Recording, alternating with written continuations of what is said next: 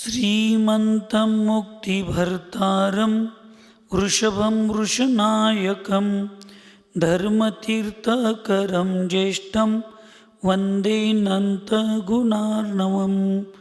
दोन्ही हातावर करून जयकार द्यायचा.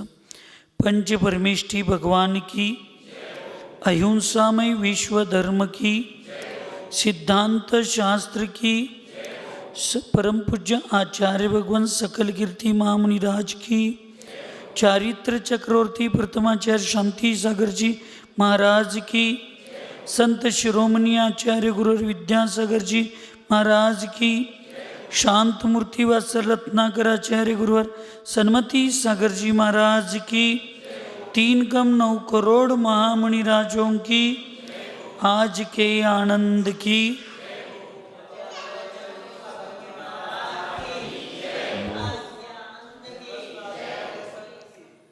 आचार्य भगवंत सकल कीर्ती महामुनिराज मूलाचार प्रदीप या महान ग्रंथामध्ये 3 काळामध्ये योग धारण करणारे आणि उपसर्गाला सहन करून परिचयाला सहन करून ते महान मुनिराज आपल्या आत्मिक शक्तीचा पुरेपूर आनंद घेत ह्या कठीण परिस्थितीमध्ये सुद्धा कशा पद्धतीनं आपली आत्मसाधना करतात, आपलं जीवन आणि भविष्य कसं आनंदी बनवतात, याचं पूर्व चर्चेमध्ये चर्चा झालेली होती. आज सांगणार आहेत की अंतरंग तप कोण कोण मुनी धारण करण्यासाठी समर्थ असू शकतात. आचार्यश्रींनी मोक्ष मार्गाची व्याख्या अत्यंत सोप्या भाषेमध्ये सांगत असताना केली होती. उपसर्ग और परिचय इन दोनों के बीच से जो आनंदमय रास्ता निकलता है वो मोक्ष मार्गी है, और उस पर आनंद से जो चलता है वो मोक्ष मार्गी है. सोपी व्याख्या. एकीकडं उपसर्ग आहेत आणि एकीकडं परिचय आहे, आणि या दोन्हीच्या मधनं जो रस्ता चालला आहे तो मोक्ष मार्ग आहे. आणि तो चालत असताना अत्यंत आनंदानं एक पूर्व मुनी महाराज किंवा तीर्थंकरांचं उदाहरण असं द्या की ज्यांच्यावर उपसर्ग होत असताना मुनी महाराजांनी त्यांच्याबद्दल वाईट भाव केले. उपसर्ग करणाऱ्यांच्याबद्दल प्रसन्न चेहऱ्यात जे राहिले ते त्याच भावात मोक्षाला गेले किंवा 1-2 भावामध्ये मोक्षाला गेले. ज्यांनी त्याच्यामध्ये राग म्हणजे स्नेहसुद्धा केला आणि द्वेष केला त्यांचा संसार परिभ्रमण चालू झाला. त्यामुळं शत्रू ही संकल्पना जैन धर्मात नाही, विरोधक ही संकल्पना जैन धर्मात नाही. आणि अजून जैन धर्माचा अभ्यास करून मी ज्ञानी आहे किंवा मी ध्यानी आहे असं समजणारे मुनी महाराज किंवा श्रावक जे अजून शत्रू रूपात कुणाला तरी बघतात, वास्तविक त्यांना अजून खरं ज्ञान आणि त्यांचा मोक्ष मार्ग चालू झालेला नाही. ही जैन धर्माची व्याख्या आहे. मग तुम्हाला आणि आम्हाला नुसता जन्मानं जैन व्हायचं आहे का कर्मानं जैन व्हायचं आहे, याची एक चिंतन आणि निर्णय घेण्याची वेळ आहे. आणि हे चिंतन आणि हा निर्णय घेण्यासाठी तुम्हाला कशाचा तर आधार पाहिजे, आणि तो आधार म्हणजे हे समौशरण विधान आहे. कारण साक्षात केवली आणि श्रुत केवलींच्या पादमुलात बसून जोपर्यंत षोडशकारण भावना भात नाही तोपर्यंत तीर्थंकर प्रकृतीचा बंध होत नाही. त्याच्यासाठी चतुर्थ काल लागतो. त्याच्यासाठी केवली सुर केवलींचं पादमूल लागतं, त्याच्यासाठी मनुष्य गती लागते, उच्च कुल लागतो, ह्या सगळ्या गोष्टी आहेत. मग हे आपल्याला पुढल्या चतुर्थ कालामध्ये हे सगळं जर आपल्याला मिळायचं असेल तर वर्तमानमध्ये आपण त्याचा डेमो पीस, भावना, परिणाम आपल्याला करायला पाहिजे. आणि म्हणून हे समौशरण भगवंतांचं असतं, म्हणून त्याच्यात दिव्यध्वनी फिरवायची असते. षोडशकारण पूजेला समौशरण करून का षोडशकारण पूजा साधू लोक करवतात? तर निदान आज कृत्रिम समौशरणात कृत्रिम भावना जर आम्ही केलो तर भविष्यात अकृत्रिम समौशरणामध्ये म्हणजे साक्षात भगवंतांच्या समौशरणात साक्षात आपले परिणाम होतील. म्हणून खंडेराजुरीतील भवी जीवांनो, तुम्ही याला एक कार्यक्रम समजू नका, एक कार्य समजू नका, करायला पाहिजे म्हणून करू नका. मंदिरावरचा कळस बसवण्यासाठी समौशरण विधान करायलाच पाहिजे असा नियम नाही. मंदिराचा शिखरावरचा कळस एक दिवसात बसवून होते. सकाळी अभिषेक केलं, दुपारी पूजा शुद्धी केली, संध्याकाळी कळस बसवला, विषय संपला. पण हे 5 दिवसाचं जे आयोजन महिलांना, काही मुलांना, काही पुरुषांना, ह्या जबाबदारी वडीलधाऱ्या लोकांना हे 5 दिवस पाहिजे आहे.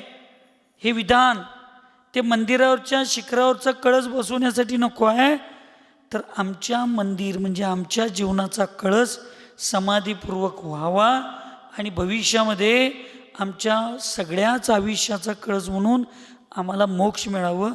आपल्या जीवनाचा कळस बसवण्यासाठी हे समौशरण विधान आहे. मंदिर दगडाचं आहे, शिखर माती विटाचं आहे आणि त्याच्यावर कळस बसवणार आहे तो पितळच आहे. ह्याच्यात काय महत्त्वाचं आहे? पण आपलं जीवन मंदिर आहे. आपल्या जीवनामध्ये आपले व्रत, संकल्प, परिणाम हे सगळे शिखरासारखे आहेत आणि त्याच्यामध्ये समाधी म्हणजे आपल्या आयुष्याचा कळस आहे. जसं तुम्हाला वाटते की एवढं दिवस 4-5 वर्षे जर कळस शिखर तयार करून, पण कळस नाही, त्यामुळं तुम्हाला ज्याला धार्मिक भावना आहेत त्याला ते बघवणं झाले, शिखराकडे बघताना रडू येते. तसं ज्ञानी माणसाला मंदिर आहे, शिखर आहे, सगळं आहे, पण समाधी रूपी जर कळस त्याच्या पूर्ण आयुष्यात जर लागला नाही तर त्याचं जीवन अपूर्ण आहे म्हणून सांगितलं.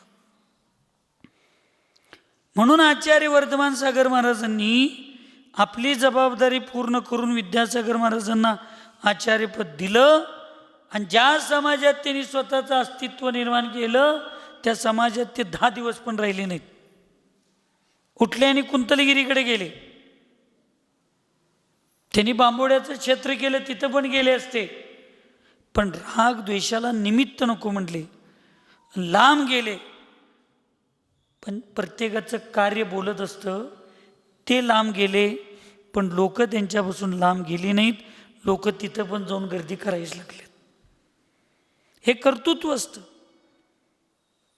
एक आपण तुम्ही इथं दगडाच्या शिखरावर कळस बसवण्याचा विचार करायला लागलाय, त्याच वेळेला तिकडे तिने आयुष्याच्या शिखरावर कळस बसवण्याचा पुरुषार्थाचा 12वा दिवस, तरी पण अजून आनंदी चेहरा, अजून मस्त विचार, अजून येणाऱ्या सगळ्यांना आनंदानं आशीर्वाद देतात, शांत बसतात. तिथं असणारे साधक सगळे चांगलं चांगलं धर्मध्यान शिकवत असताना किंवा मार्गदर्शन करत असताना प्रसन्न चेहऱ्यानं त्याला प्रतिसाद देतात. हे शिकायला पाहिजे आम्ही. म्हणून याला तुम्ही विधी समजू नका. पैसे देऊन इथं काय तर आम्ही उपकार करतोय असं समजू नका. सवाल धरून उपकार करतोय असं नाही. तुमच्या गावात पैशाखंड सगळी बऱ्यापैकी तयार आहेत, पण पुण्य एकट्यालाच मिळणार आहे. सौदरी इंद्राचं एकटाच ईशान इंद्र होणार आहे. एकटाच कुबेरेंद्र होणार आहे, एकटाच महायज्ञ नायक होणार आहे. 8च मुली तुमच्यातल्या फक्त अष्टकुमारिक होणार आहेत. तुम्ही काहीतरी आजूबाजूच्या कुठल्या तर पूजेत 16 झाल्यात तसलं काय इथं नाही. 16 अष्टकुमारिका भानगड नाही. अष्ट म्हणजे 8. त्या साधूंचं व्याकरण कमी आहे काय, त्या प्रतिष्ठाचार्यांचं गणित कमी आहे, मला माहीत नाही. अष्टकुमारिकाच्या ठिकाणी 16 कसं होत्यात? 8 म्हणजे 16 असतो आकडा. 8 म्हणजे 8च असतो. हे आणि भविष्यात स्वार्थासाठी जाऊन 7 तत्वाला 8 करतात काय कुणास ठाऊक. पैशासाठी आम्ही काहीही करायला लागलो. कमिटीची आणि 4 श्रावकांची मतं जिंकण्यासाठी आम्ही आमच्या मर्यादेचं, आमच्या आचार्यांनी लिहिलेल्या आगमाचं उल्लंघन करायला लागलो. एका तीर्थंकरांच्या पंचकल्याणमध्ये 4 सौधर्मेंद्र कुठं बघितलोय आम्ही? ऐकलोय शास्त्रात? एकच इंद्र असतो. अष्टकुमारिका 8च असतात. म्हणजे धर्माचं सुद्धा व्यापारीकरण आपल्याला चाललेलं दिसतंय. पण आपल्याला असलं काय व्यापारीकरण करायचं नाही.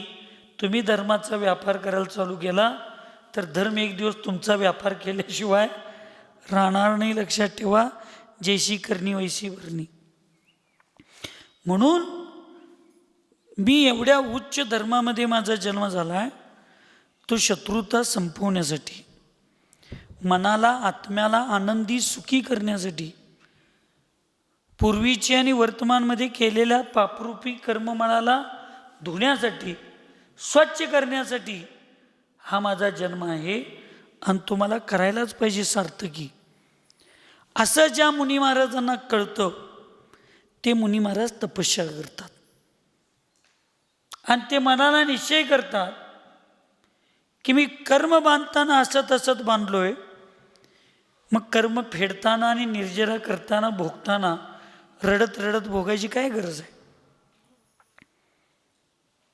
पोरग्याच्या लग्नाला कर्ज काढलो, पोरग्याला गाडी पाहिजे म्हणून कर्ज काढलो, अगदी कर्ज काढलेल्या पैशातून चांगली चांगली कपडे घालून मिरवलो, लोकांच्यात पाहुण्यांच्यात छाती फुगवून चाललो, तेव्हा आनंदानं सगळं केलं आहेस. आणि काढलेलं कर्ज फेडताना वाईट वाटायचं काय काम आहे? पतसंस्थेचा शिपाई आल्यानंतर घराकडं नोटीस घेऊन वाईट वाटायचं काय काम आहे? कर्ज आनंदानं काढलायस तर कर्जसुद्धा आम्ही आनंदानं भरलं पाहिजे. कर्म आम्ही आनंदानं केलोय तर त्याला फेडताना सुद्धा आनंदानं फेडलं पाहिजे. हे ज्याला कळतंय तो सम्यक दृष्टी, तो धर्मात्मा, तो ज्ञानी. तुमच्यातल्या बायका पुरुषांना घेऊन का आला नाही चौक्यात, उभा राहायला येत नाही, अजून त्यांची तब्येत चांगली नाही, आणि दुकानात बसून माल काउंटरवर सगळं काढून देताना, पैसे मोजताना, तेव्हा सगळं पाय व्यवस्थित असतात. आणि म्हणायचं महाराजजी तुमच्याकडं आले येत्यात तेव्हा सांगा की, मी काय सांगितलं तू हिच्या संग लग्न करून घे म्हणून, तेव्हा तिच्या संग हारलं ये म्हणून मी सांगायचं काय काम आहे? गाडीवरनं फिरताना तुम्हाला सगळा नवरा भवरा लागतोय, पाहुण्या बहिणीच्यात जाताना अध्यक्ष बी मी तुमचं सांगाल नाही, जनरली चर्चा जोड. हां, तसं मला काहीतरी इकडं तिकडं हुडकल्यागत वाटलं, मला वाटलं काय घावते काय बघा लागलाय नाही ना. आपल्याला उलट आनंद वाटायला पाहिजे, आपल्याला समाधान वाटलं पाहिजे, आपण स्वतःला गौरवशाली वाटलं पाहिजे की एक दिगंबर मुनी महाराज एक अपेक्षा करतात की आम्हाला जोडीनं आहार द्यावं, धर्म आम्ही जोडीनं करावं, सगळं आम्ही जोडीनं करावं, पाप करताना जोडी पाहिजे, पैसा मिळवताना जोडी पाहिजे, गावची पंचित करताना जोडी पाहिजे, आणि ते फेडताना आणि धर्म करताना का जोडी नको, सिंगलच कशाला पाहिजे? हां, सैक सवडील सवड सयन सवड बंद नोडा होयांगील. मरायला वेळ नाही, तुम्हाला कळून पण देत नाही वेळ ती कवा तुम्ही मरणार आहे ती. सांगण्याचा उद्देश एवढाच आहे की त्या मुनी महाराजांच्याकडे हे सगळं वैभव होतं, त्यांनी सोडून का दीक्षा घेतली? मग आपल्याला दीक्षा घ्यायचं होत नाही, ते होत नाही. सकाळी मरणकंडिकेमध्ये विषय आलता, आजचं सकाळचं प्रवचन ऐका. आचार्यांनी त्याच्यामध्ये सांगितलं की एक मुनी महाराज आपल्या कामाला गौण करून म्हणजे बाजूला ठेवून उत्साहपूर्वक विसंवाद टाळून म्हणजे वादविवाद न करता, ईर्ष्या मत्सर न करता दुसऱ्या महाराजांची वयावृत्ती करतात आणि त्यामुळं स्वतःच्या कर्मरूपी पर्वताचा ते चकनाचूर करतात. आणि समोरच्या मुनी महाराजांचा रोग शांत झाल्यामुळं, व्याधी शांत झाल्यामुळं, वेदना शांत झाल्यामुळं ते पण शांत साधना करतात. म्हणजे वयावृत्ती करणं हे करणाऱ्याच्या पण फायद्याचं आहे आणि करून घेणाऱ्याला सुद्धा किती फायद्याचं असते. मग ही तुम्हाला आम्ही वयावृत्ती शिकवा लागलो. भगवंतांची पूजा करणं, सवाल धरणं, इंद्र आदी होणं, इंद्र आदी नाही झालं तर त्याच्यात पूजेला तरी विधानात बसणं, ह्या सगळ्या ज्या गोष्टी आहेत, ह्या सगळ्या गोष्टी तुमच्यासाठी पुण्याच्या आहेत. काही लोकांना सवाल घ्यायला चालत नसेल तर त्यांनी पुढं त्यांच्या घरातल्या बायकांनी विधानात बसायचं. काय 500, 1000, 1100 रुपये काय रेट असते ती देणगी भरायची, विधानात बसायचं. तुम्हाला विधानापासून कोण अडवलंय? कोणाला बंधन नाहीत विधानात बसायला. रात्रीचे हत्तीवरची जिनवानीची मिरवणूक सवाल धरायला कोणाला बंधन नाहीत. तुमच्या मुलांना घोड्यावर बसवायला कोणाला बंधन नाही. अशा जर काही जणांना सवाल धरायला चालत नाहीत, असे जर गर्भवती असतील तर तुमच्या गर्भसंस्काराच्या कार्यक्रमात बसायला त्यांना कुठले बंधन नाहीत. तुमची मुलं जर 8 वर्षाची झाली असतील तर तुमच्या मुलांना मौजी बंधनाला बंधन नाही. समजावून घ्या धर्म. प्रत्येकाची एक मर्यादा ठरलेली आहे, तिथपर्यंत सगळ्यांना सगळं करायला परमिशन आहे. पण आम्हाला जे करायला चालतंय त्याच्यात आम्हाला इंटरेस्ट नाही. आमच्या भारतातल्या लोकांच्यात सगळ्यात मोठा दुर्गुण काय आहे? नको म्हणले की ते करायचं, नाही म्हणलं की पुढं येऊ नकोच म्हटलं तर कुठल्या गाडीत बसू. सगळ्यांनाच सवय. म्हणून तुम्हाला जी आता करण्यासारखी संधी आहे, विधानात बसून, विधान करून, समोशरणात बसून आपल्या पापकर्माची निर्जरा करायची, त्या संधीचा फायदा घ्या. जसं या मुनी महाराजांनी आपल्या आयुष्याचा फायदा घेतला. काय म्हणतात बघा, व्यवहार निश्चय दोनों प्रकार के रत्नत्रय को धारण करने में लीन रहने वाले बाह्य अभ्यंतर दोनों प्रकार के परिग्रह से सर्वथा दूर तथा जितेंद्रिय और प्रमाद रहित वे मुनिराज ऊपर लिखे अनुसार बाह्य घोर तपस्या को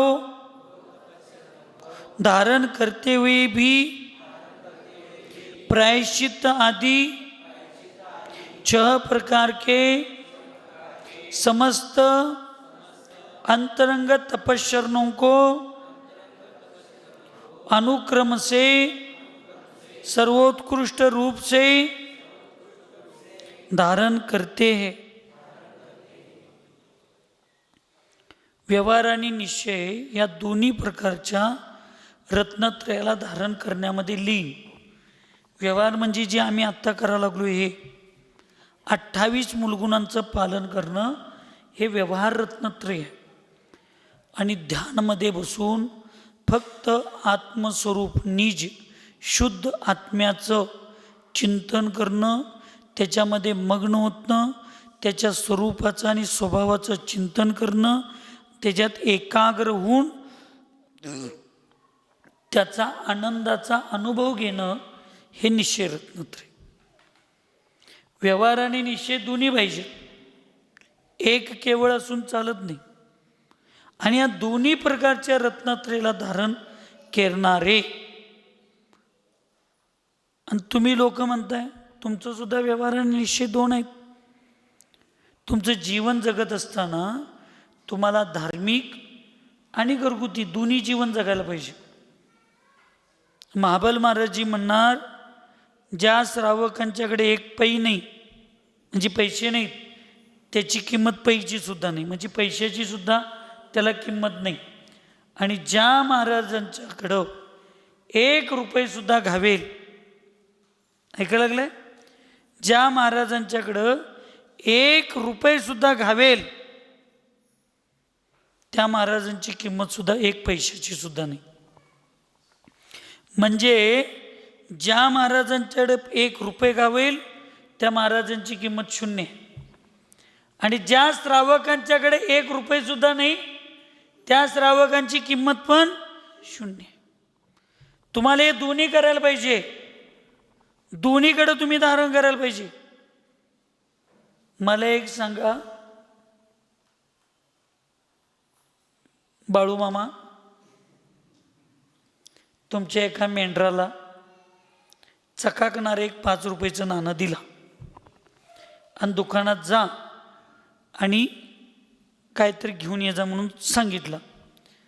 5 रुपयाचं नाणं घेऊन गेलं तुमची पोरगी आणि त्या दुकानदाराला दाखवली. आणि दुकानदार म्हटले, पारसचा बाबा म्हटला, हे पैसे चालत नाही, घेऊन जा.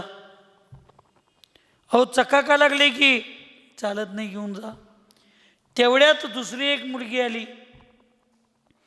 नाणं काळं पडलंय, 2-3 ठिकाणी क्रॅशेस आहेत, ते नाणं तिथं दिलं.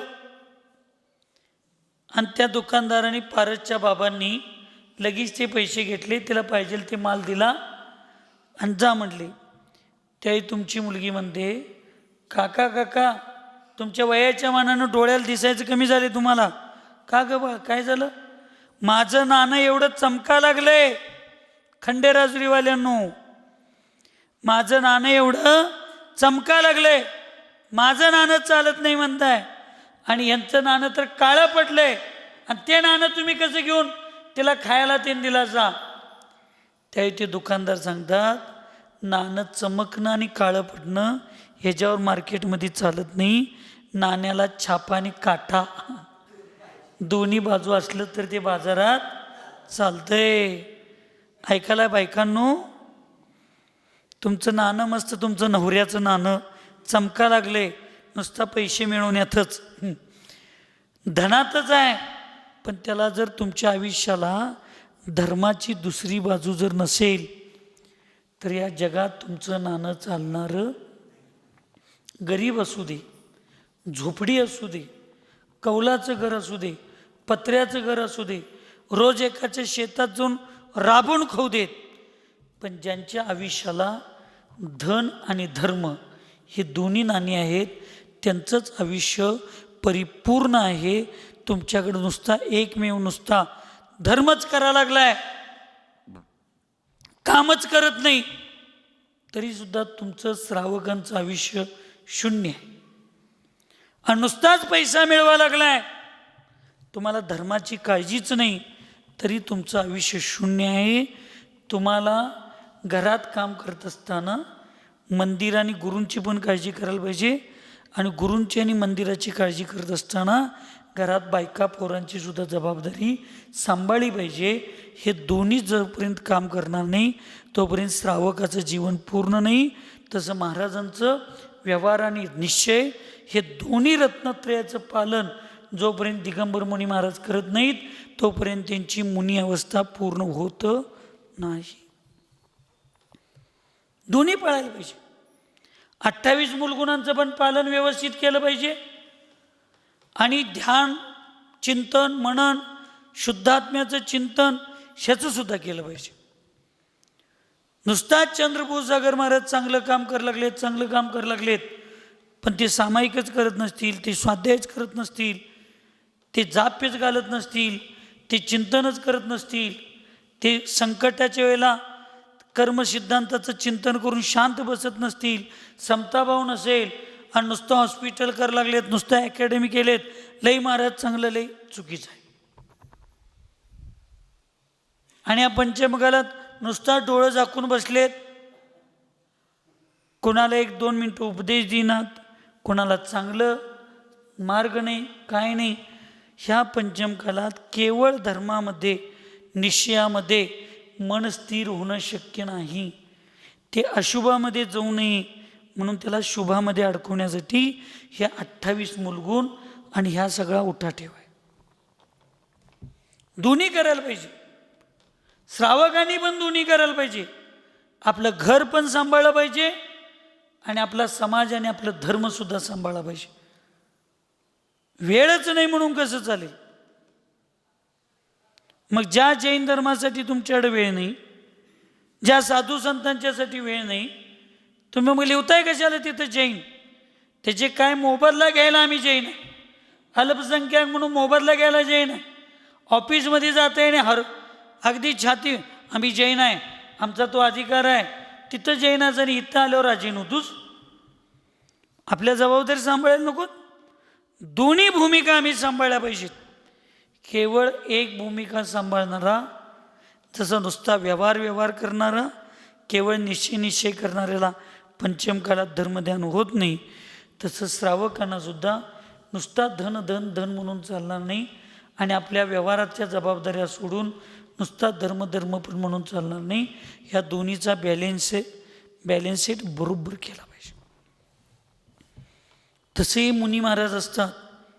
व्यवहार आणि रत्नत्रयाचं दोन्हीचं अत्यंत चांगल्या पद्धतीनं धारण करून व्यवहारामध्ये व्यवहार लीन, निश्चयामध्ये निश्चय, रत्नत्रयामध्ये लीन होऊन बाह्य आणि अभ्यंतर, अंगावरचे कपडे, बाह्य परिग्रह, सोनं चांदी नाणं हे सगळं, घर वैभव सोडून आणि क्रोध मान माया लोभ मिथ्यात्व, स्त्रीवेद पुरुषवेद नपुंसकवेद आदी हे सगळे अंतरंग, ह्या सगळ्या प्रकारच्या परिग्रहाचा त्याग जोपर्यंत ते मुनी महाराज करत नाहीत अंतरंगातून, तोपर्यंत त्यांना मुनी महाराज म्हणतात. असेच मुनी हे तप करू शकतात. नुसता बहिरंग सोडलेत आणि अंतरंग नाही सोडले तर त्यांचं तप काही कामाचं नाही. आणि बहिरंगाचा त्याग केल्याशिवाय अंतरंगाच्या त्यागाला किंमत नसते, लक्षात ठेव. अंतरंगातल्या त्यागाला किंमत नसते. लग्न झालेल्या मुलगीला माहेरचा मोह जर जडला तर सासरवाडीत ती स्थिर राहत नाही. आणि दीक्षा घेतलेल्या मुनी महाराजांना पूर्व जीवनातील काही गोष्टींचा मोह जर जडला तर त्यांचा धर्ममार्ग स्थिर राहत नाही, नियम आहे.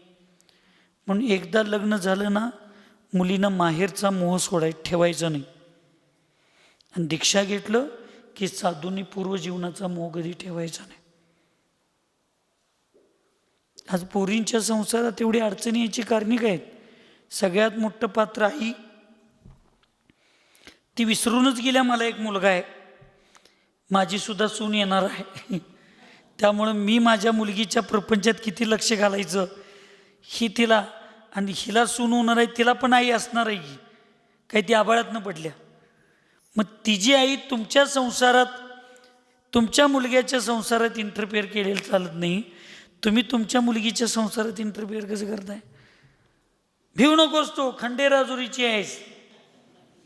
सासू तुला एक म्हटली तर तू 2 ऐकवायच. आपण काही कमी आहे काय? आम्ही कुठल्या गोष्टीला प्रोत्साहन द्यायला लागलोय? आम्ही आमच्या मुलगीला चेलनारानी केलं पाहिजे. श्रेणिक राजानं फसवून तिच्याशी लग्न केलं आणि नंतर लग्न झाल्याबरोबर त्यानं, पूर्वी तो जैनच होता, हे एक लोकांची गैरसमजूत आहे, तो जैन होता आणि परत त्यानं आपलं पहिल्यासारखं वागायला चालू केला. हे चेलना राणीच्या आईवडिलांना कळलं आणि त्यांचे वडील राजा होते. ते गेले, चल तुझ्यावर फसवून लग्न केलं, मी घेऊन येतो, चल, तुला काय कमी आहे काय, तू राजाची मुलगी आहेस, तुला सुखानं नांदवतो, चल घरात ठेवून घेतो. ते चेलणाऱ्याने म्हणते नाही, जर माझ्यावर तुमचे खरे संस्कार असतील आणि जर माझ्यावर लहानपणी माझ्या गुरूंनी चांगले संस्कार केले असतील, मी खरं जर जैनत्वाचे लक्षण माझ्यात असतील तर जैन समाजामध्ये स्त्रीला पुनर्विवाह करण्याचा अधिकार नाही. त्यामुळं ह्या माझा अन्य धर्म स्वीकारलेल्या, तो अन्य धर्मीय नव्हता, माझा अन्य धर्म स्वीकारलेल्या माझ्या सैनिक राजाला सुद्धा, माझ्या नवऱ्याला एक दिवस परत जैन करून दाखवतो आणि परत मी त्याला धार्मिक करून दाखवलो तरच तुमची मुलगी म्हणून तुमच्या घराकडे येणार, नाहीतर ज्या दिवशी आलोय इथंच माझं मरण होणार. आणि त्या चेलना राणीनं आपल्या धर्माचा प्रभाव टाकून शांततेनं त्याला परत जैन धर्म स्वीकारायला लावली. तो जैनच होता आणि नुसता जैन धर्म स्वीकारण्याचे योग्य केले नाही, शाईक सम्यक दृष्टी करून त्याला तीर्थंकर प्रकृतीचा बंद करायला लावलं, करण्या एवढी योग्यता निर्माण केली. योग्य वेळेलाच आपण आपल्या मुलींच्या जर जीवनात लक्ष घातलो असतो तर आपल्याला आत्ता त्यांच्या प्रपंचात लक्ष घालायची वेळ आपल्याला आली नसती. आपण योग्य वेळेला आपल्या मुलींच्याकडे लक्ष देत नाही आणि वेळ निघून गेल्यावर आपण लक्ष देण्याचा प्रयत्न करतो, त्यामुळं त्यांचं जीवन सगळं बिघडून जातं. लक्षात ठेवा, हा नियम आहे. म्हणून इथं आचार्यांनी सांगितलं, अंतरांनी बहिरंग दोन्ही परिग्रह. अंतरंगामध्ये जो आपल्या पूर्वजीवनाचा विषय आहेत सगळे सोडावे लागतात, सगळ्याचा त्याग करावा लागतो. त्यावेळेला साधू आपली साधना चांगली करू शकतो. त्यावेळेला त्याला आपल्या आत्म्याचं, स्वभावाचं आणि स्वरूपाचं चिंतन चालू होतं, कारण त्यानं मागले सगळे आता दोरखंड तोडलेले आहेत. गड्या असंही मरायचं आहे, गड्या तसंही मरायचं आहे. रडून मरण्यापेक्षा लढून मर, गंजून मरण्यापेक्षा झिजून मर, हे बाजीप्रभू देशपांडेंनी सांगितलं पावनखिंड लढवताना. म्हणून शिवाजी महाराज वर पोचूपर्यंत त्यांनी या मोगलांना थांबून ठेवलं. तसं आपण आपल्या मुलांच्या मुलींच्यावर संस्कार केले पाहिजेत. साधू जोपर्यंत बहिरंग सगळ्यात त्याग केलाय पण अंतरंगातले परिग्रहाचा त्याग करत नाही, तोपर्यंत साधू ध्यान करू शकत नाही, तपश्चर्या करू शकत नाही सम्यक. आणि स्त्रीनं एकदा आपल्या पतीच्या घरात गेल्यानंतर पती माझा परमेश्वर आणि हेच माझे आई वडील असं जोपर्यंत मानत नाही आणि मागले दोरखंड तोडायचे, याचा अर्थ माहेरला यायचंच नाही असं नाही, मोह ठेवायचं जोपर्यंत सोडत नाही तोपर्यंत तिला ते घर चांगलं वाटत नाही, ते घर योग्य वाटत नाही आणि तोपर्यंत त्याला त्या जीवनाचा आनंद येत नाही. लक्षात ठेवा. म्हणून अंतरंग आणि बहिरंग दोन्ही गोष्टींचा त्याग झाला पाहिजे. तसं धर्म करत असताना आम्ही नुसता तोंडानं कुणाचं शत्रुत्व सोडून चालणार नाही, अंतरंगातनं सुद्धा त्यांच्याबद्दलचे द्वेषभाव सोडले पाहिजेत. त्यावेळेला मन स्वच्छ होतं आणि त्या स्वच्छ मनानं केलेला धर्म, त्या स्वच्छ मनानं केलेलं दान, त्या स्वच्छ मनानं घेतलेला सवाल, त्या स्वच्छ मनानं केलेलं समाजाचं काम, हे वीराचार्यांच्यासारखं काम होतं. त्यावेळेला ते काम मदर टेरेसासारखं निरपेक्ष काम होतं. त्यावेळी ते काम संत गाडगेबाबांच्यासारखं स्वच्छ. मला वैशिष्ट्य वाटतंय, संत गाडगेबाबाचं अभियान तर चालू झालं, गाव स्वच्छ करायचं अभियान डोक्यात आलं, पण ह्यांच्या घरात, ह्या करणाऱ्या नेत्यांच्या घरात घर स्वच्छ करायला 10 नोकर असतात. म्हणजे ह्यांचं घर स्वच्छ करायला 10 नोकर आहेत आणि यांनी गावाला सांगतात तुम्ही गाव स्वच्छ करा. खरं या नेत्यांनी पहिला आपल्या घराचं स्वच्छता ठेवली पाहिजे. खरं आहे का खोटं आहे? आणि आम्ही यांच्या मागं खोळ्यागत पळत बसलोय. 10 लाखाचं बक्षीस मिळवायला इथं 2 कोट खर्चत बसलोय.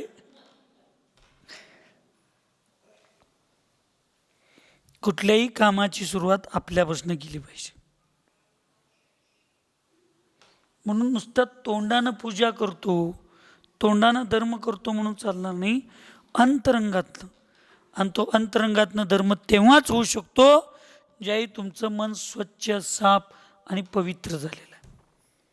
म्हणून अंतरंग आणि बहिरंग दोन्ही प्रकारच्या परिग्रहांचा सर्वथा त्याग करून जितेंद्रिय इंद्रियांच्यावर विजय मिळवून आणि प्रमादाने रहित होऊन ते मुनिराज वर सांगितल्याप्रमाणे तपश्चर्या करतात.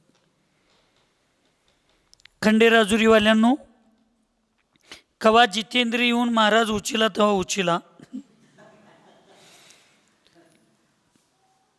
काय सुनील दादा, कवा जितेंद्रिय होऊन इंद्रियांच्यावर विजय होऊन महाराज उचिला तेव्हा हुचिला. किमान आत्ता हे पूजेचे 5 दिवस तरी एक ओरिजिनल जैनांच्या सारखं आम्ही वागलं पाहिजे. म्हणजे संध्याकाळी 6:30 पावणे 7 नंतर हे 5 दिवस तरी तुम्ही जेवू नका. 5 दिवस तरी त्या पूजेच्या समोशरणाच्या विधानाच्या निमित्तानं भोजनशाळा चालू ठेवू नका. तुम्ही तुमचे काही मित्र अजैन मित्र असतील, खंडेराजुरीतला तुम्हाला कायम जो अजैन समाज सहकार्य करतोय त्यांना 5 दिवस तर तुम्हीच पण जैन व्हा आणि तुम्ही पण वासा करा. हे आम्ही त्यांना शिकवलं पाहिजे. आम्ही त्यांच्यासारखं बसून लगेच रात्री 9 वाजता समोशरणाच्या विधानात बसून जीवन आपल्याला चालणार नाही. 5 दिवस तरी प्रामाणिक आम्ही धर्म पाळला पाहिजे, केला पाहिजे. 5 दिवस तरी बाळूमामा सारखं तोंड आणि गाल हलवायचं 5 दिवस तरी बंद झालं पाहिजे.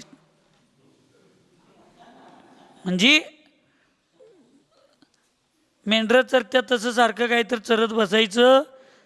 5 दिवस तरी आपण हां बाळूअण्णा बिट्टेदार याला बस्ती बिस्ती मग गुरतेत. हां आम्ही हे करायला पाहिजे. मग त्या 5 दिवसाचा आनंद बघा. 5 दिवस व्यसनाचा त्याग करा, 5 दिवस रात्री भोजनाचा त्याग करा. एक प्रामाणिक चांगला मनुष्य, एक प्रामाणिक चांगला जैन होऊन एक 5 दिवस पूजेचा आनंद घ्या. बघा इथं सांगितलं इंद्रियांच्यावर विजय मिळवून. प्रमाद म्हणजे आळसाला सोडून हे मुनी महाराज वर सांगितलेली तपश्चर्या करतात आणि केवल्यानाची प्राप्ती करतात. आपण किमान पूजेच्या वेळेला तरी हे 5 दिवस केलो तर किमान आपल्याला मरताना तेवढं तर समाधान वाटेल. एक 5 दिवस तर मी जैन होतो आयुष्यात, याचा आनंद होईल की नाही. एक 5 दिवस तर माणसासारखं मी वागलो. मी काल सकाळी जाता जाता गाडगेला म्हणलो, संजू दादा एवढं सगळं करतोय, केला वाटतं उठून. कुठे बसलाय? हां इकडं. घोडेवाले आल्यावर लगेच त्यांच्या मागे गेला बसून. मगाची इथं होता, आता तिथं जाऊन बसला. घोडंसुद्धा जागा बदलत नाही, करतो तुम्ही 3 जागा बदलला.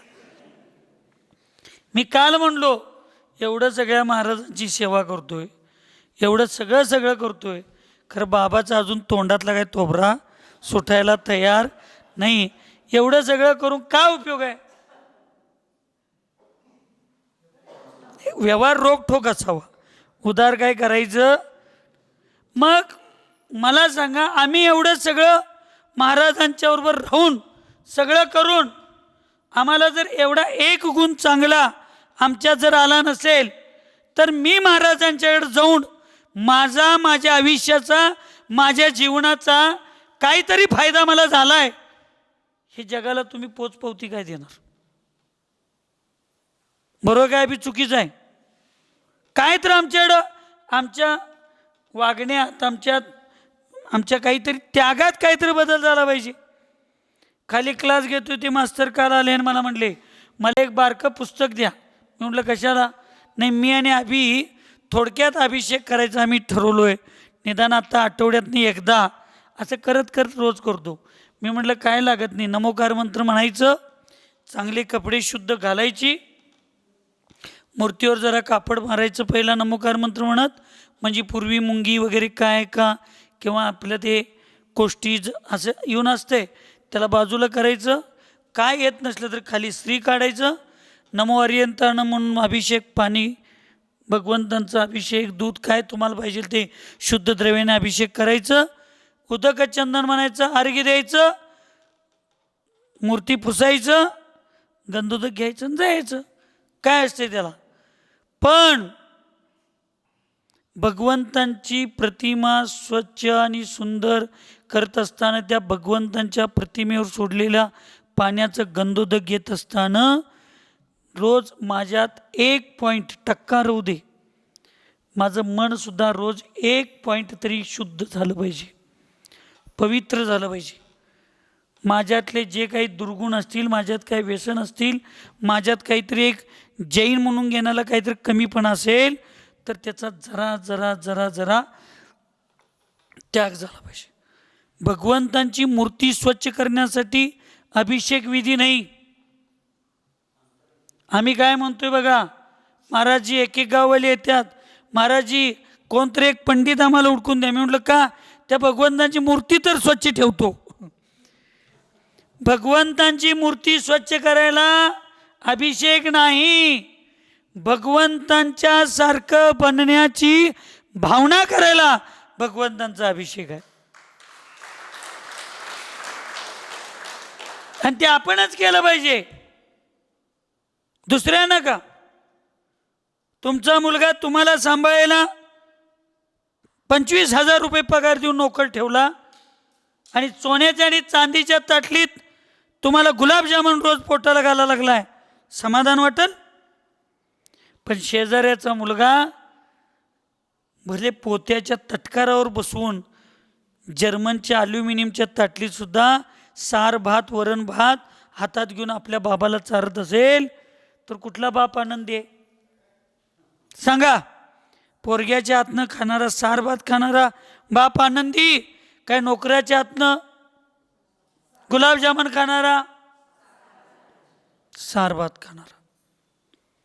तसं त्याच भगवंतांच्यावर अतिशयाची प्राप्ती होते ज्या भगवंतांच्यावर श्रावक अत्यंत भक्तिपूर्वक भगवंतांचा अभिषेक करतात. कुंडलपूरच्या बडे बाबा हे जे अशा प्रतिमा आहेत, हे काय प्रतिमा प्राचीन आहेत म्हणून तर अतिशयकारी आहेत, पण त्याच्यावर श्रावक अभिषेक करतात म्हणून ते अतिशयकारी. आपल्याला आपलं कळायला पाहिजे, आपले कर्तव्य, आपले विचार कळले पाहिजेत. म्हणून ही जबाबदारी आपली आहे. जसं ते मुनी महाराज इंद्रियांच्यावर विजय मिळवून आळस टाळून साधना करतात, तसं आपण पण आपल्या जीवनात थोडा तर वेळ काढून आपल्या मनावर आणि बाहेरच्या जगावर थोडं विजय मिळवून आपण स्वतः भगवंतांची पूजा एक 5-10 मिनटं करून आपल्या स्वतःच्या कल्याणासाठी थोडा तरी वेळ आपल्याला काढायला पाहिजे. आणि तो पण वेळ आपल्याला निघत नसला तर मग आपण कसलं आपल्या धर्मावर प्रेम? नुसता झेंडा घेऊन फिरवायला आणि गाडीच्या पुंगळ्याकडून गावातनं पळवायला, हे असलं भामटं प्रेम कशाला देशावर आणि धर्मावर पाहिजे? ह्याला प्रेम म्हणत नाहीत. प्रेम करत असेल आपल्या जर मनात आपल्या धर्मावर, आपल्या गुरूंच्यावर, आपल्या आईवडिलांच्यावर जर आपलं प्रेम असेल तर आपल्या हातनं सगळं काम केलं पाहिजे, आपल्या हातनं भगवंतांची सेवा केली पाहिजे. म्हणून आपलं मन स्वच्छ पवित्र आणि चांगलं करण्यासाठी हे धर्म आहे. म्हणून ही पंचकल्याण, ही समोशरण विधान खंडेराजुरीतल्या मुलांनो, आपल्या मनगटातल्या शक्तीचा उपयोग, आपल्याला मिळालेल्या जैनत्वाचा उपयोग, आपल्याला हे मिळालेलं चांगलं सानिध्य, याचा उपयोग चांगलं करण्यासाठी आणि आपलं जीवन आणि भविष्य उज्ज्वल घडवण्यासाठी दीक्षा घेतला नसला तर राहू दे, निदान म्हातारं होऊन बायका पोरांच्यात मरण्यासारखं जगण्यासाठी तर व्यसन सोडून धर्माचा आधार करून घ्या.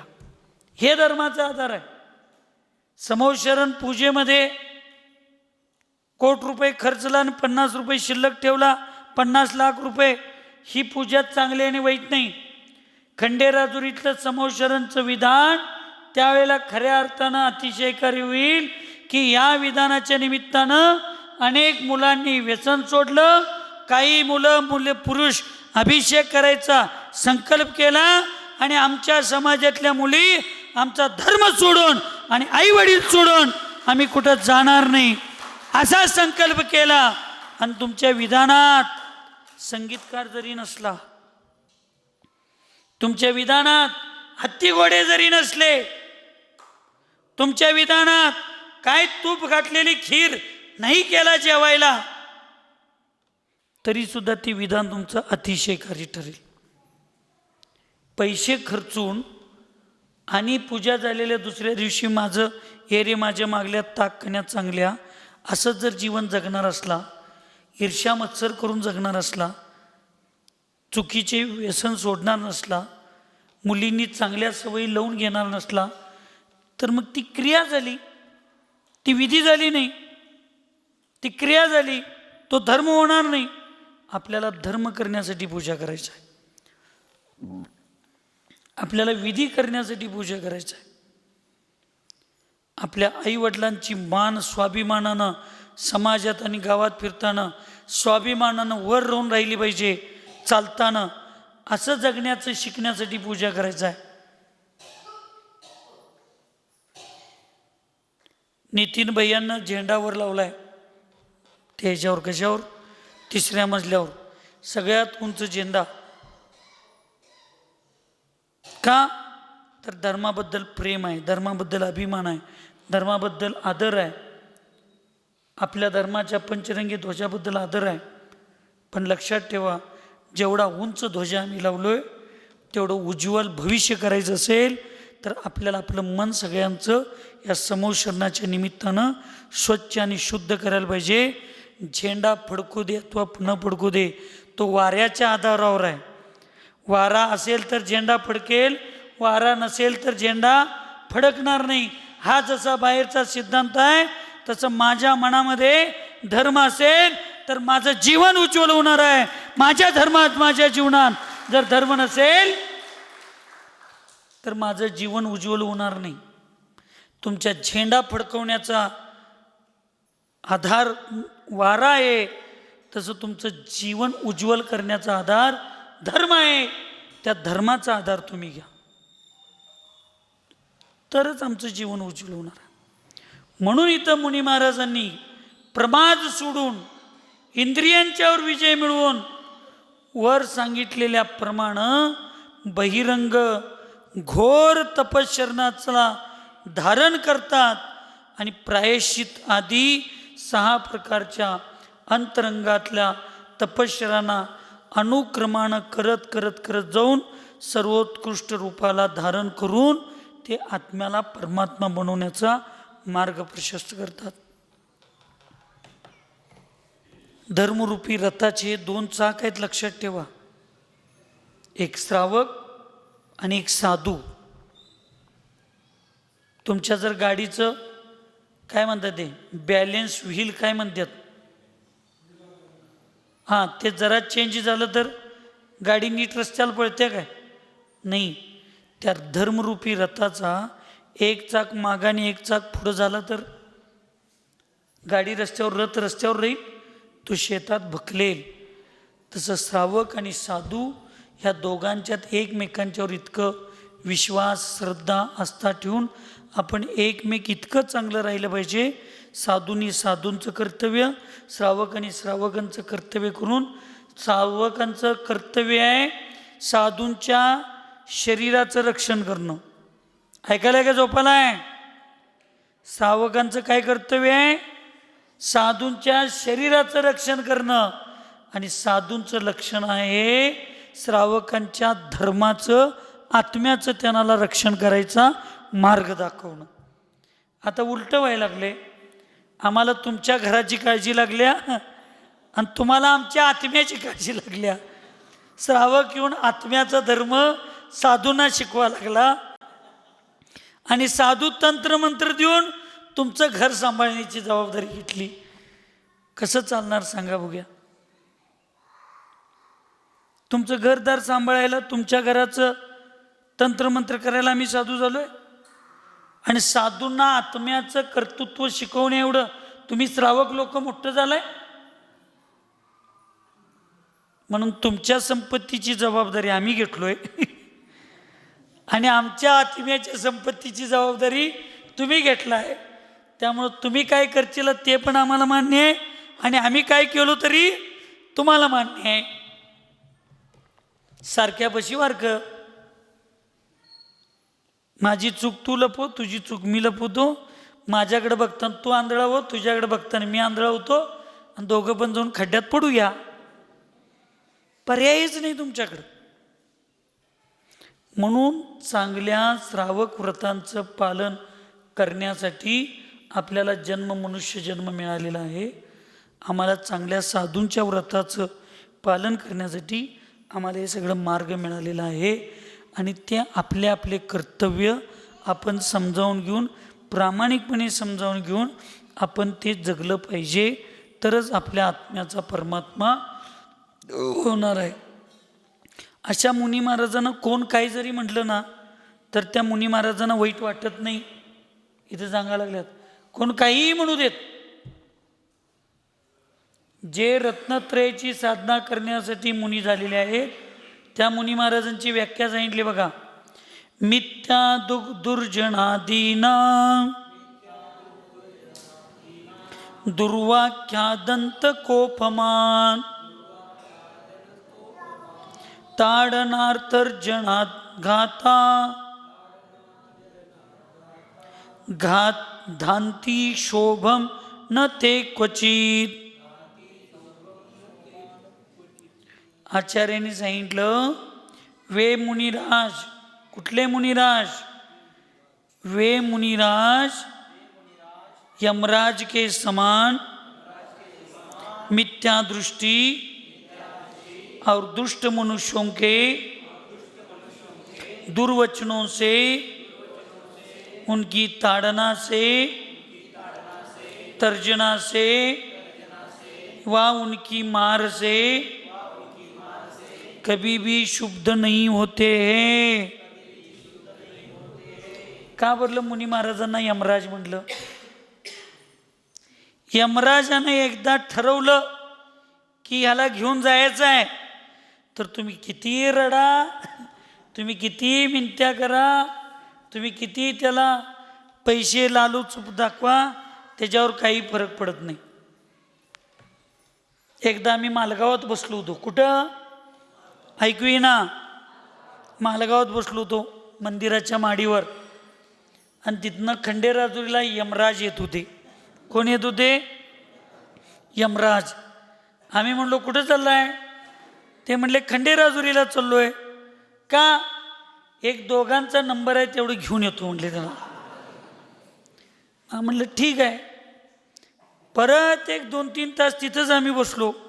नेमकं खंडेराजुरीतलं कोण आपल्यातलं आपला भक्त तर कोण घेऊन चाललाय काय बघूया तर म्हणलं. उद्या भावपूर्ण श्रद्धांजली मॅसेज तर पाठवायला पाहिजे म्हणून मी वाट बघत बसलो. तर काय येताना तो 6 जणांना घेऊन आला. अरे मी म्हटलं जगातला सगळ्यात प्रामाणिक तू आहेस, तू 2 जणांना घेऊन येतो म्हणलास आणि येताना 6 जणांना घेऊन आलास. काय करू महाराज, माफ करा. मी या लागलो एक कळल्यावरच 4 जण तयार झाली. मी काय करू म्हटलं एक्स्ट्रा. मी दोघांचलीच घेऊन येणार होतो पण मी नुसतं या लागलोय हे कळल्यावर आणि 4 जण तयार झाली. आता संकट चला म्हणलो मी. पण कुणाच्याही शिफारस यमराजा पुढं चालत नाही. तसे मुनी महाराज असतात ना, एवढे स्थिर असतात, एवढे गांभीर्यपूर्वक असतात, एवढे स्थिर असतात की मिथ्या दृष्टी आणि दुष्ट मनुष्यांच्या दुर्वचनानं ते कधी स्वतःला त्रास करून घेत नाही. त्यांच्याबद्दल कधी वाईट विचार करत नाहीत. त्यांच्याबद्दल मनात कधी वाईट भाव करत नाहीत. त्यांच्या मारानं कधी शुद्ध होत नाहीत, उपसर्गानं कधी शुद्ध होत नाहीत. आचार्य शांतीसागरजी महाराजांना सिद्धी ब्राह्मण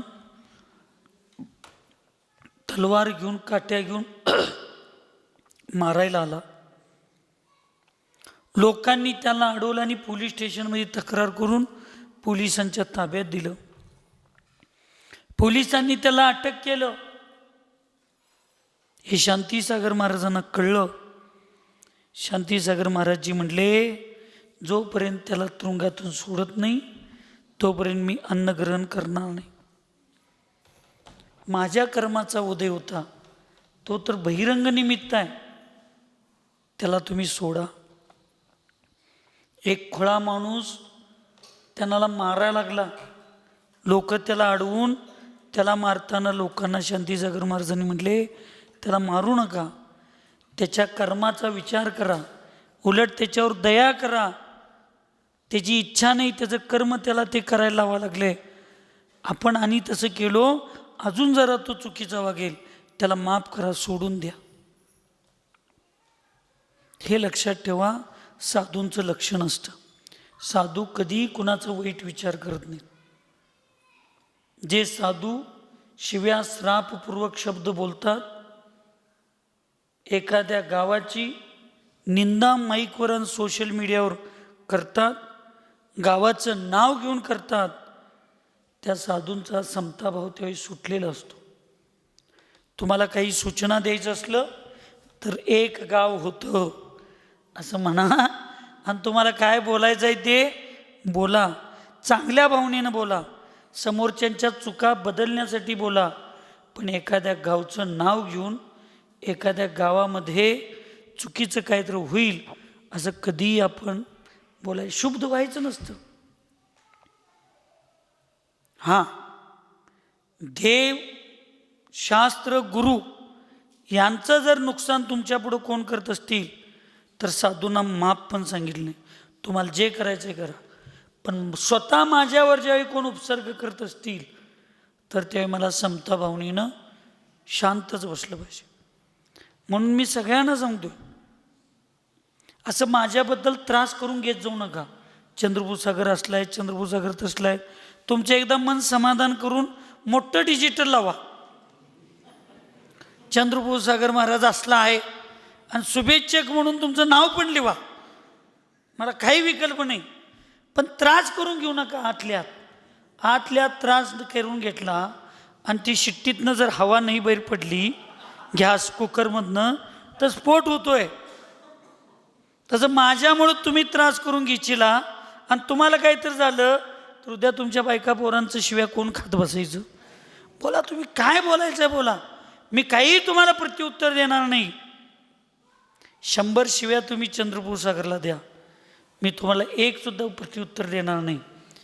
पण कधीच धाडस चंद्रपूर सागर महाराजांच्या पुढं जैन धर्माला आणि त्यांच्या गुरूंना नावं ठेवण्याचं धाडस एकदा सुद्धा करू नका, नाहीतर तुमची जागा दाखवल्याशिवाय चंद्रपूर सागर तुम्हाला सोड. मला कितीदा पण बोला, मी माझ्यावरचा उपसर्ग सहन करायलाच महाराज झालोय. उलट तुम्ही जेवढं मला त्रास देशील आणि जेवढं मी सहन करेन तेवढी माझ्या कर्माची निर्जरा होईल. पण माझ्या पुढं जर जैन धर्माला, माझ्या भारत देशाला आणि माझ्या देवाला आणि गुरूंना जर कोण नावं ठेवत असतील तर ते सहन करून घेण्याचा अधिकार मला नाही. तुम्ही एक बोला, त्याचं 4 उत्तर देऊन तुमची जागा मग तुम्हाला दाखवल्याशिवाय राहणार. आपल्यावर आल्यावर किती पण सहन करू, पण देवशास्त्र, गुरु आणि देशावर आलं तर नाही. असे जे साधू असतात ते मिथ्यादृष्टी लोकांच्या बोलण्याकडे लक्ष देत नाहीत, त्यांच्या बोलण्यामुळं त्रास करून घेत नाहीत. आम्हाला काय आता बोलणारी कमी आहेत? आम्हाला पण लई जण म्हणतात तुमच्यातली म्हणजे खंडेराजुरीतली नव्ह, तुमच्यातली म्हणजे श्रावकांच्यातली. हां, महाराजांना कशाला हॉस्पिटल पाहिजे, महाराजांना कशाला अकॅडमी पाहिजे. ती अकॅडमी तयार केली, पण अजून माझ्या घरातला म्हणजे माझ्या पूर्वीच्या घरातला एकाही व्यक्तीला शिकवलं नाही तिथं. हॉस्पिटल काढलं काय, मला रोज बसून तिथं औषध खायचं नाही. तुमच्या सगळ्यांच्या आहार घालताना जे ना, तुमच्या हजारो माता भगिनींचं जे पवित्र भाव आहेत, मला आहार घालताना जे तुमचे उज्ज्वल परिणाम आहेत, तुमचे आहार खाऊन माझ्या गुरूंच्या आशीर्वादानं, भगवंतांच्या कृपेनं मला कोणताच रोग नाही. त्यामुळं मला आयुष्यात कधी औषध खाण्याची गरज लागेल असं मला वाटत नाही. कारण माझ्या गुरूंचा आशीर्वाद, माझ्या भगवंतांची कृपा आणि माझ्या माता भगिनींच्या सद्भावनाच माझ्याबरोबर एवढे आहेत. ते वलय तोडून कुठला रोग माझ्यापर्यंत येणं शक्य नाही. ते माझ्यासाठी काढलो. पण स्पर्धा, ईर्ष्या, मत्सर, द्वेष, बरं त्यांनी मला नावं ठेवतात म्हणून मी काम करायचं सोडीन असं वाटतंय. उलट मी लबरी बॉलसारखा माणूस आहे.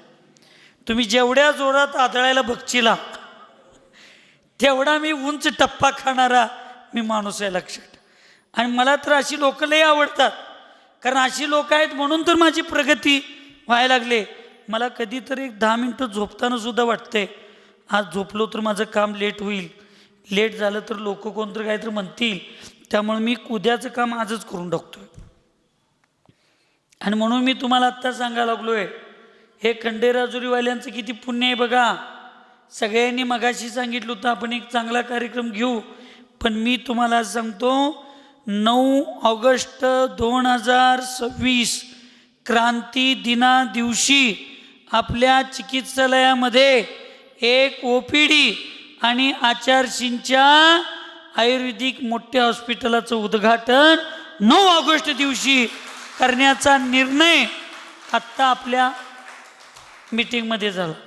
तुम्ही नुसता खंडेराजुरीवाल्यांनो एवढंच म्हणा, महाराजजी तुम्ही जे करायला आहे त्याच्यात आम्ही तुमच्याबरोबर आहे, तुम्ही काळजी करू नका. रात्री 12ला आम्हाला खंडेराजुरीवाल्यांना एक कुठल्याही सेवेचा आदेश द्या, आम्ही गाव तुमच्या सेवेला आहे. एवढा एक नुसता तुम्ही माझ्या मागं आहे एवढा फक्त विश्वास द्या. असल्या अजून 10 हॉस्पिटल तयार करण्याची ताकद गुरूंनी माझ्या दिली. सगळ्याच गोष्टी पैशानं होत नाहीत, लक्षात ठेवा. कार्यकर्ते महत्त्वाचे आहेत आणि ते कार्यकर्त्याची टीम आपल्याबरोबर आहे म्हणून या सगळ्या गोष्टी होतात. म्हणून प्रमाद सोडा, आळस टाळा. सगळीजण एवढं चांगलं आपणूया.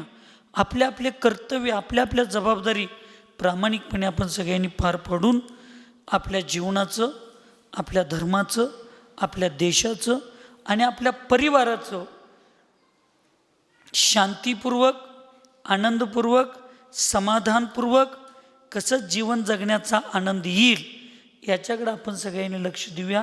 आणि तसं जीवन जगत जगत जगत जसं ह्या मातीच्या शिखरावर तांब्याचा आणि पितळाचा कळस चढवण्यासाठी तुम्ही या समूहशरणाचा आधार, विधानाचा आधार घ्यायला लागलाय, तसं आपल्या जीवनाच्या मंदिरावर समाधीपूर्वक कळस चढवून एक दिवस तुमचं आणि माझं सगळ्यांचं समूहशरण लागू दे अशी मंगलमय भावना या ठिकाणी करतो. नाम दो. सुखी रहे सब जीव जगत में, कोई कभी न घबरावे, वैर पाप अभिमान छोड़ जग, नित्य नए मंगल गावे. ओम नमः. सबको क्षमा, सबसे क्षमा.